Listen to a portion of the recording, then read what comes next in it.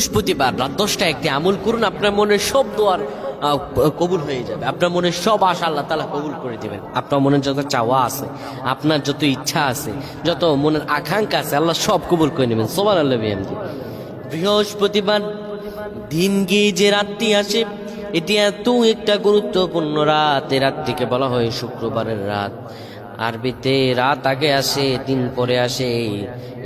এই দিনে, এই রাতে আল্লাহ তাআলার কাছে কোনো ব্যক্তি যদি দোয়া করে, মনের আশাগুলো যদি বলে, আমার আল্লাহ রাব্বুল আলামিন সব কবুল করে দেন। কি অবস্থায় আছেন?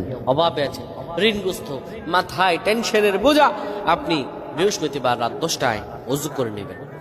ওযু করে আপনি কিবলামুখী হয়ে দাঁড়াবেন। কিবলামুখী হয়ে দাঁড়িয়ে আপনি পূর্বেই ইয়া রহিমাল মাসাকিনিন, ইয়া রহিমাল মাসাকিনিন, এই দোয়াটি আপনি 3 থেকে 4 বার পড়বেন। দুরূদ শরীফ পড়বেন 10 বার। এরপর আল্লাহ তাআলার কাছে দোয়া করবেন। আপনার দোয়া করতে দেরি হবে, আমার আল্লাহ কবুল করতে দেরি করবেন।